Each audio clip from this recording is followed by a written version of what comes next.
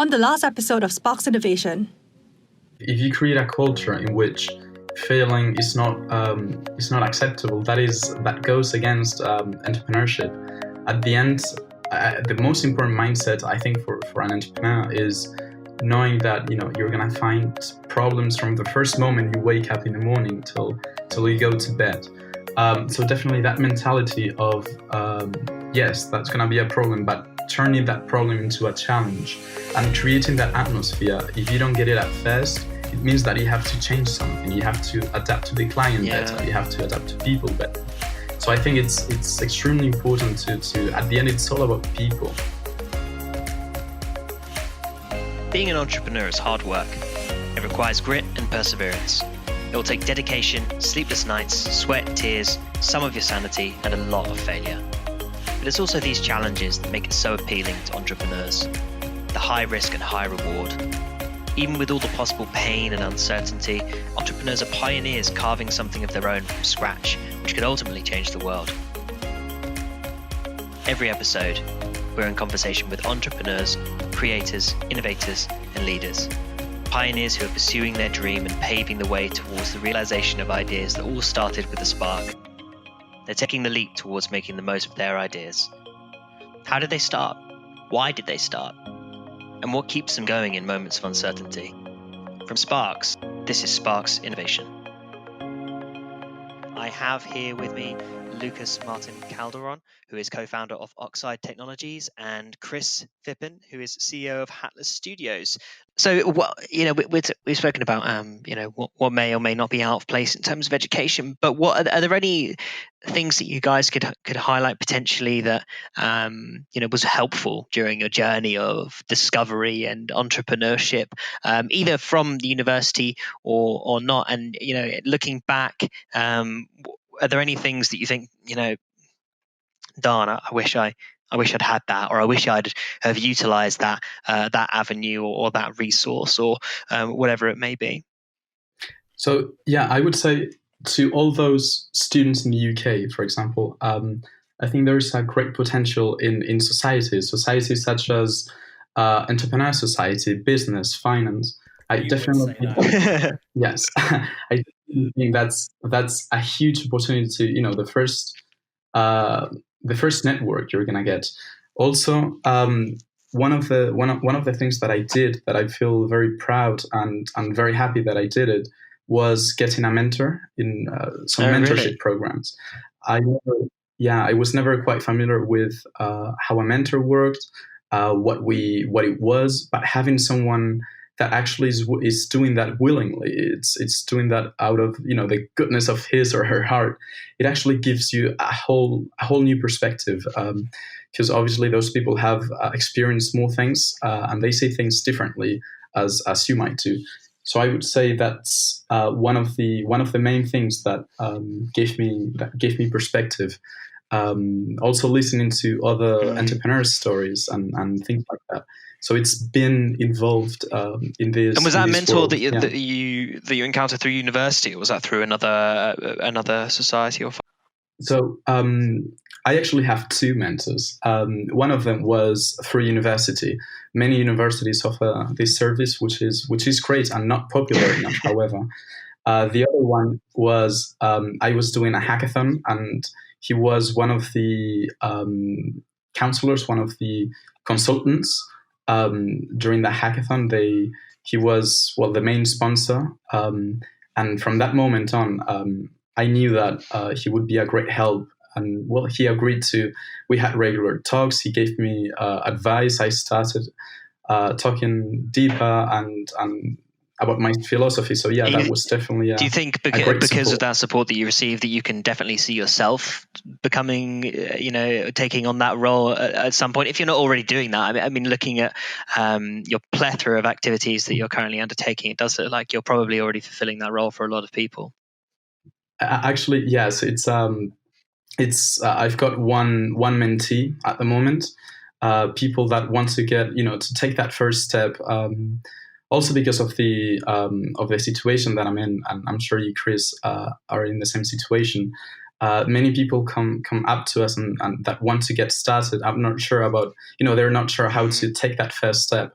So yeah, definitely, I'll be more than happy to keep doing this mentorship and to get better at it. This is where in the this future. podcast has 1 million downloads, and Lucas's email is just bombarded with requests for mentorship. You're going to regret saying that. Oh well, I'm scared. Sorry, Chris. Any helpful stuff in your journey? Yeah, Sorry. I mean, I'd say the no-brainer, most important thing and I think this is more generically, so mentors, mentee systems, really useful. But in general, it's just go and talk to people, meet people, lots of them, be friendly, try and learn about what everyone's doing.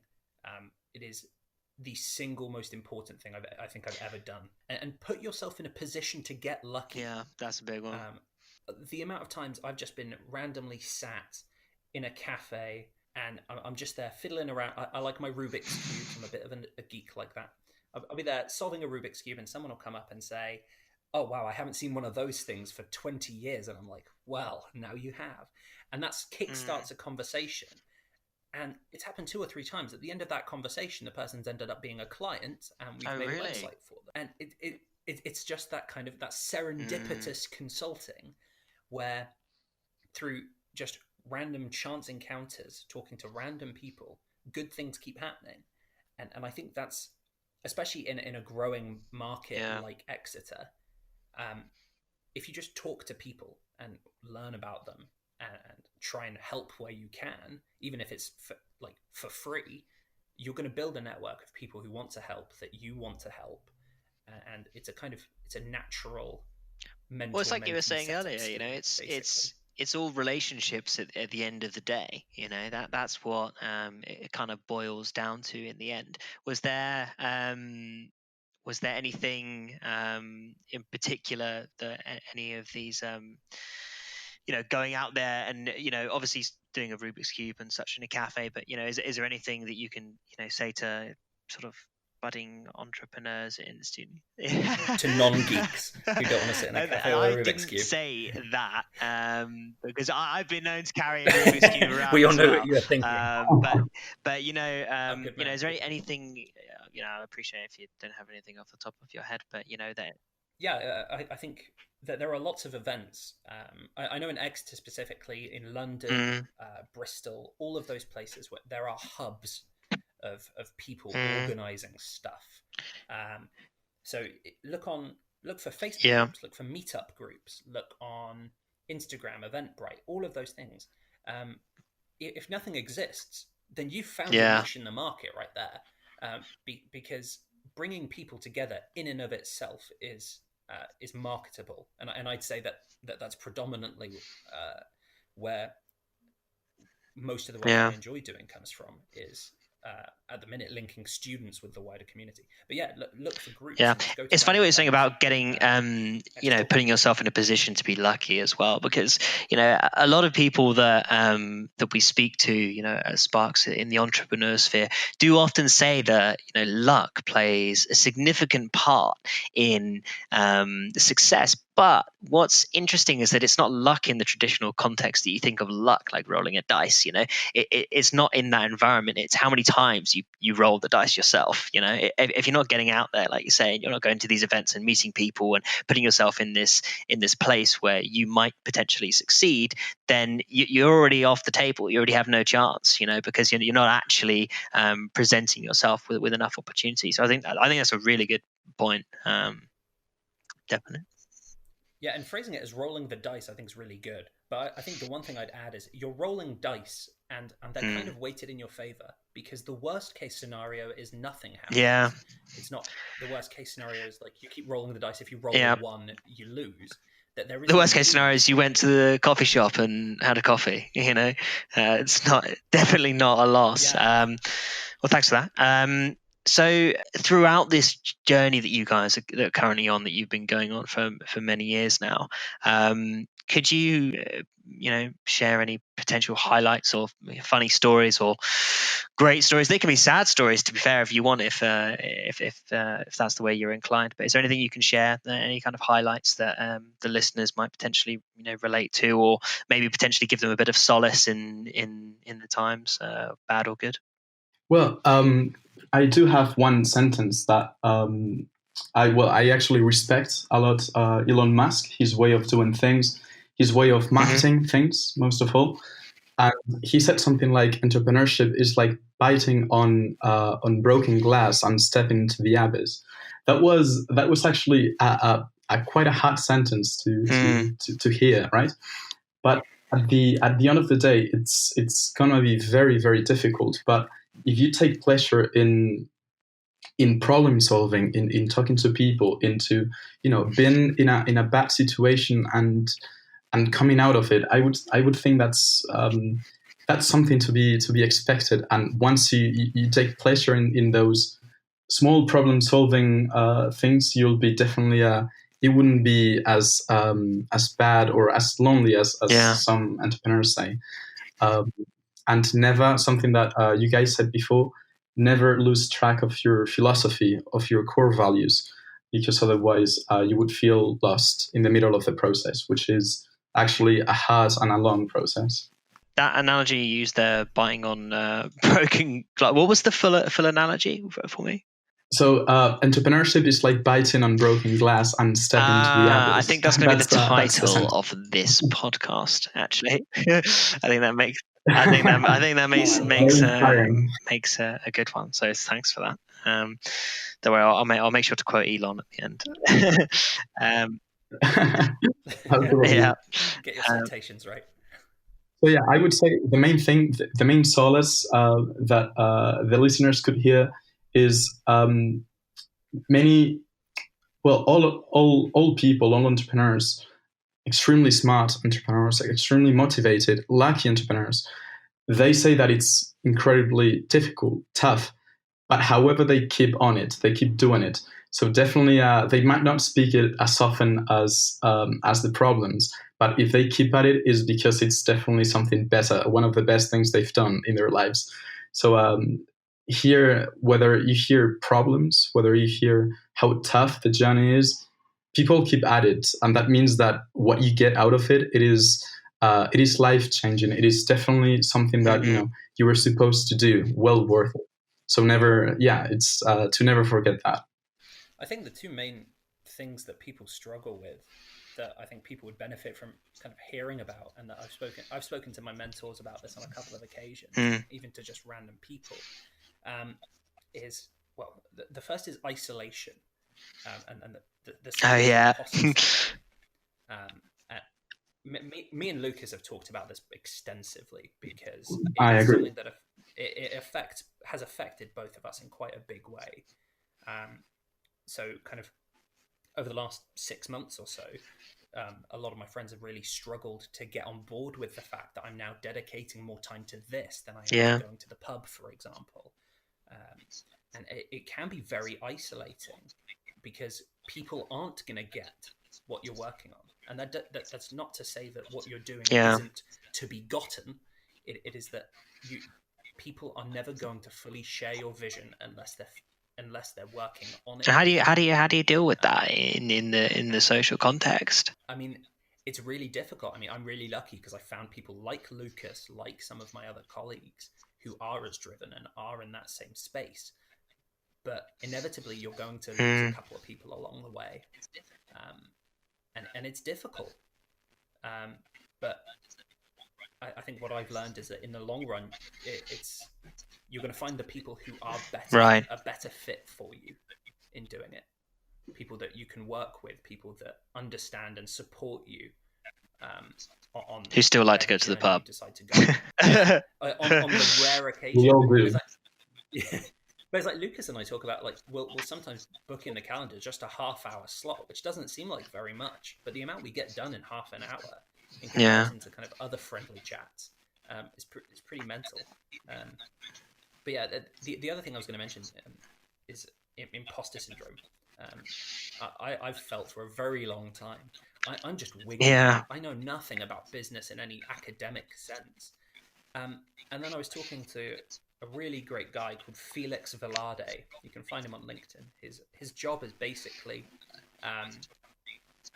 he goes into a company, spends 2 years with them, and at the end of it, they've tripled in size. That's his job. And I spoke to him. I was at Like Minds Festival a couple of months ago. Spoke to him, and I was like, so, as a young person, what advice would you give me to feel more comfortable about that? I'm the youngest person in most of these rooms. I've got no experience. And he's like, yeah, but honestly, everyone feels like that. Yeah. Like, I'm winging it in this. I grow people's companies by 3 times. I have no idea what the hell I'm doing. But I do know what I'm doing. It's just on paper I don't. And convincing myself that I know what I'm doing is the hardest bit. And he's a brilliant guy. And he really knows what he's talking about and has a couple of great models for thinking about how business works. But even he feels imposter syndrome. And that's everyone.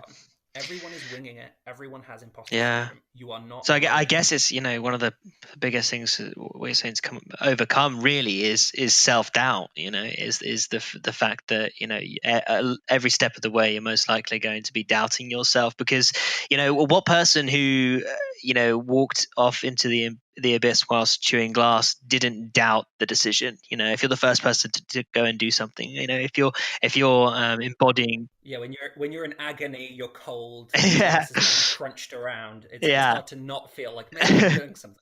This is a bad idea. No, but it's true. If you're out there and you're doing something novel and you're innovating, so to speak, you're always going to be having doubts because there's just no point of reference. There's nothing you can look to say, actually, I can see from this example here that what I'm doing is correct. There's no case study for it. So I suppose it's a completely natural feeling. But I'm sure a lot of the people who are listening who have great ideas, who might want to do something similar to what you two have done, might be feeling. But rest assured, from Chris and Lucas, everybody feels that way. Guys, is there anything else you'd like to say or about yourselves or university or your companies at Oxyde Technologies or Hatless Studios? Well, in general, I'd like to say a small piece of advice to current entrepreneurs, student entrepreneurs, as well as future upcoming entrepreneurs. It is as an entrepreneur, you don't stop to see the great achievements you've done most of the time. You've stopped to see, to think about the problems, how to solve them. This is why the problem-solving mentality is so important. So whether it's in a social situation, whether it's technical, I would say the single most important thing as an entrepreneur is problem-solving, as well as being real. So I would think those 2 things are essential for, even if you're just getting started or you've got your business up and running and you're trying to make it grow. So those 2 things definitely are the most important for me. I think for me, I'd say don't let anyone ever trick you or con you into thinking that your work is any less valuable than you believe it is, which sounds incredibly cheesy. But if you have properly thought through everything, I mean, take criticism on board, but if you've thought through everything and you think what you're doing is good, but it keeps bumping into hurdles, keep at it because other people aren't going to see the value until it's truly in their face. It's like that book, what's it called? Black Swan, I think it's called. Yeah, it is. Yeah, talks about how people completely ignore the low probability, high value things in life because they're not really visible at first, but they're the things that make the big bucks. If you spot a thing and like go with your intuition, is to be trusted and is very good. Most of what I do, if I'm being entirely honest, there's no financial modeling in Hatless at the moment. There's no formal interview process because intuition is the supercomputer of human behavior. I think it's incredibly powerful. And I guess the last thing I'd say is if you do need to just talk to someone, like Lucas and I, we're an email away. Like, I'm happy to answer. Yeah, we like talking to people, and who knows, like it puts us in a position to get lucky. Bringing a background, I love it. Well, guys, thank you so much for your time. This has been very fun for me. I hope you'll come on again, and in a few months' time, maybe into the new year, we can have another conversation.